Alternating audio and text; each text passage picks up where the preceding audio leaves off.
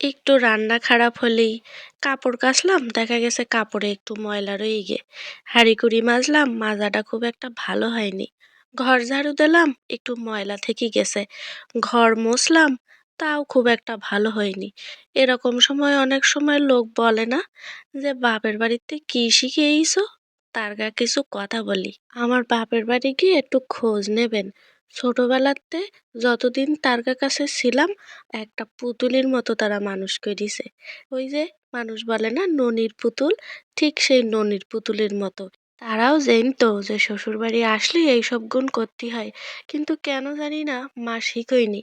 কারণ হয়তো সে মনে করিছে ও আস্তে আস্তে হয়ে যাবে না, যতদিন আমার কাছে আসে ততদিন একটু এইসব কাজের তে দূরে থাক। সারাটা জীবন মেয়ে যখন হয়েছে তাহলে তো করাই লাগবে। এই জন্য কোনো বাবুর্চির কাছ থেকে রান্নাও শিখয়নি, আর কোনো একদম কাজের লোকের কাছ থেকে ঘর মোছা বাসন মাজা এগুলোর উপর ট্রেনিংও দেওয়াইনি। কত বড় হইয়েও মা ভাত খাওয়াই দেছে, হাতে ভাতও খেতে ইচ্ছা করতো না।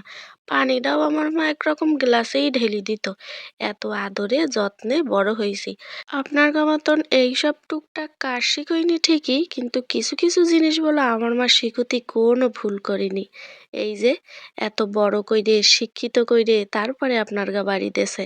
তারপরে ভদ্রতা, সভ্যতা, বড়দের কি করে সম্মান করতে হয়, ছোটদের আদর করতে হয়, সবার সাথে কিভাবে মিলেমিশে থাকতে হয়, ঝগড়া বিবাদ না করে কিভাবে চুপ থেকে আস্তে সহ্য ধৈর্য দিয়ে যে কোনো সমস্যা মোকাবেলা করা যায়, এই ধরনের শিক্ষা ঠিকই দিছে।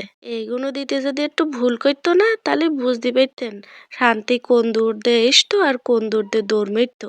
তাই মা কি শিক্ষা দিছে, বাপের বাড়িতে কি শিখে আইছি, এগুলো নিয়ে বেশি কিছু বইলেন না। আবার আমি যদি বলা শুরু করি তাহলে শুনতে তা ভালো লাগবে না। আসলে দেখবেন আমাদের সমাজে প্রায় মানুষ এই কথাটা বলে যে বাপের বাড়িতে কি শিখে আইছে। মানুষ বড়লোক হোক আর গরিব হোক, তার বাড়ি একটা মেয়ে থাক আর 10টা মেয়ে থাক, এমন কোন বাড়ির মেয়েরা আছে যে বিয়ের আগে রান্না বান্না করা, ঘর গোছানো, সংসারের সব কাজ করা এগুলো করে? হ্যাঁ, হয়তো কোনো কোনো মেয়েরা ঠেকায় পড়ে করতে পারে, তবে তার সংখ্যা খুবই কম। বেশিরভাগ মেয়েরাই বাপের আদরের পুতুল হয়।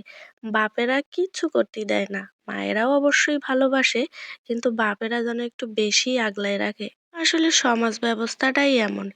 মেয়ের গা সবসময় যেন নিচু করতে পারলি, অসম্মান করতে পারলি, একটু ছোট করতে পারলি জিতে যাওয়া যায়। কথাগুলো অতি বাস্তব। তবে হ্যাঁ, কেউ যেন একদম টেনে গায়ে মাখাই নেবেন না। অবশ্য যারা এরকম করে তার গায়ে এমনি গায়ে ফোসকা পড়ে যাবে না। তাই আজকে এই জায়গায় বিদায় নিলাম। ইনশাল্লাহ আপনার সাথে দেখা হয়ে যাবে নেক্সট ভিডিওতে। আল্লাহ হাফিজ।